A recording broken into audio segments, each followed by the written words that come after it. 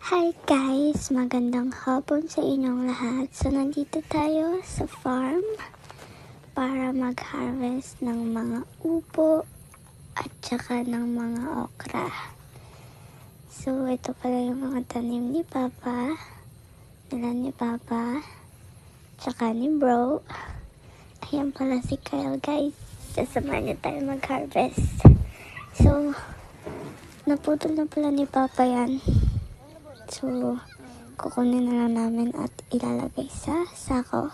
Hi guys. At ito ako. Sorry sa haggard face. Masama kasi yung pakiramdam ko guys. So, kaya napag-isipan ko na tumulong kay Papa mag-harvest para na rin pagpawisan, para magka-energy. Saya. Sobrang saya guys. Kasi, ang lalaki ng mga upo. Nilalagay ko lang sa sako. Ito pa. Yan yung dinadanan. Ganda-ganda na ako dyan. Hi.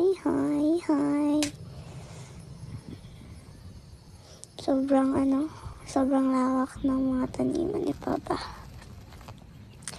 Yeah, kaya tumulong na kami para mag-harvest.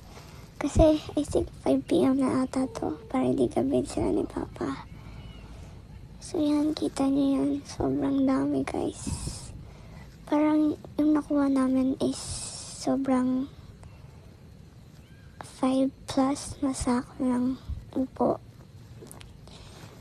And kinukuha dito or kinukuha ito kinala Papa na wholesale. Parang by kilo yung binabayad. Pero walang problema kasi kahit ilang kilo yung ibenta sa kanila is kukunin nila.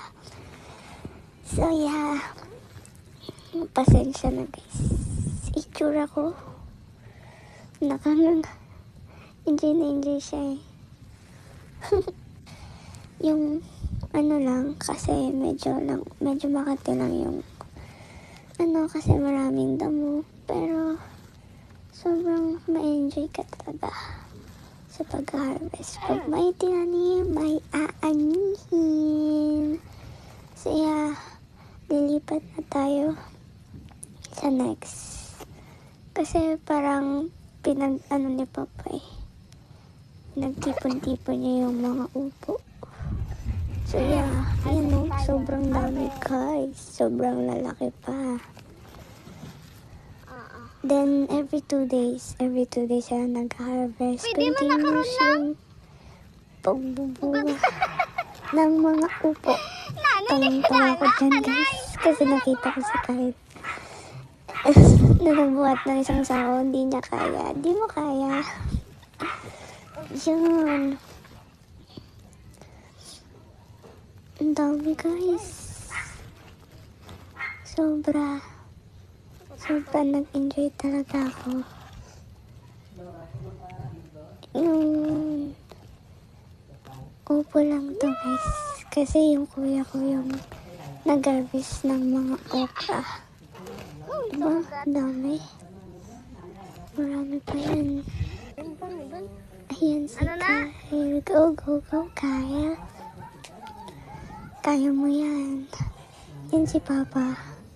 Nag-check siya. Itong pwedeng kunin na. Itong lalaki na. Hi, Papa. Yan, kuya ko. Kumukuha ng mga okra.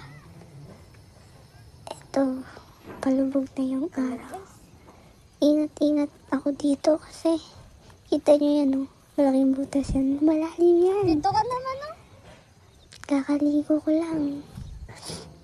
Yung dami. Dito na yung last. Okay. Thank you for watching. Bye. See you next time, guys.